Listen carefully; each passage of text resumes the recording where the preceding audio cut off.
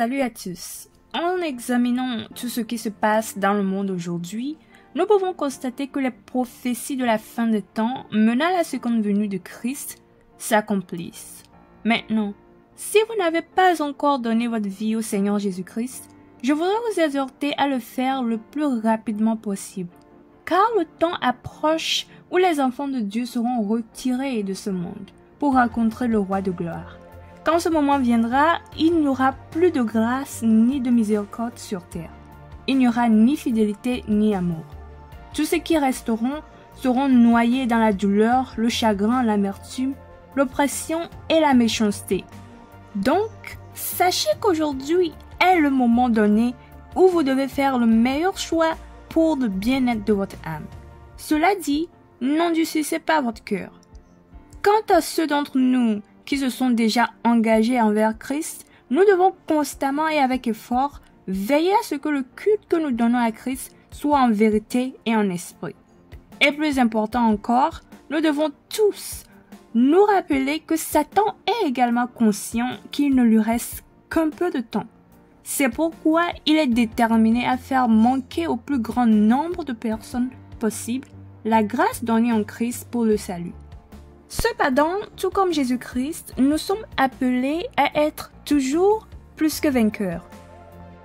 Le piège le plus récent dont nous avons parlé est celui de la crainte des hommes. Aujourd'hui, nous en apprendrons davantage sur ses effets. Cela dit, allons au vif du sujet. Il est écrit dans la Bible que Dieu a demandé à l'un de ses prophètes nommé Jérémie de se tenir dans le pavé de la maison de l'Éternel et de dire à ceux qui, de toutes les villes de Juda, viennent se prosterner dans la maison de l'Éternel, toutes les paroles qu'il lui ordonne de leur dire. Mais dès que Jérémie achevait de prêcher, les sacrificateurs, les prophètes et tout le peuple, mécontents, se sont saisis de lui en disant « Tu mourras ».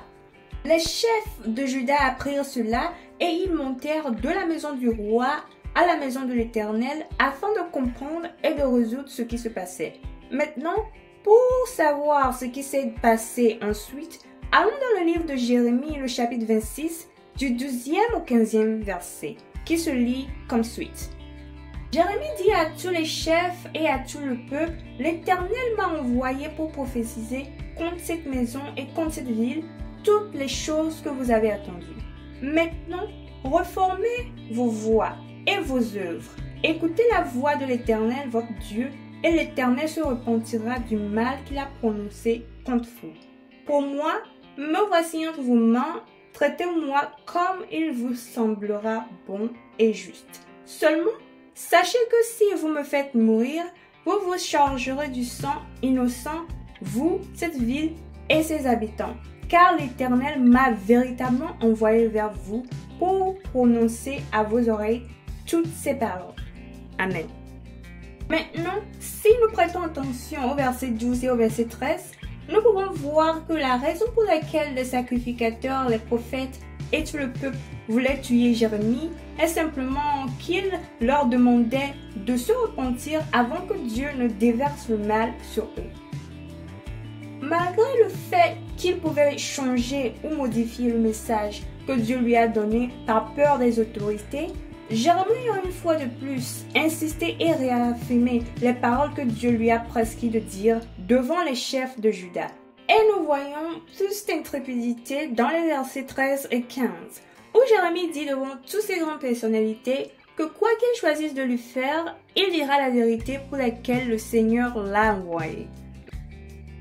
Maintenant, une petite question pour vous.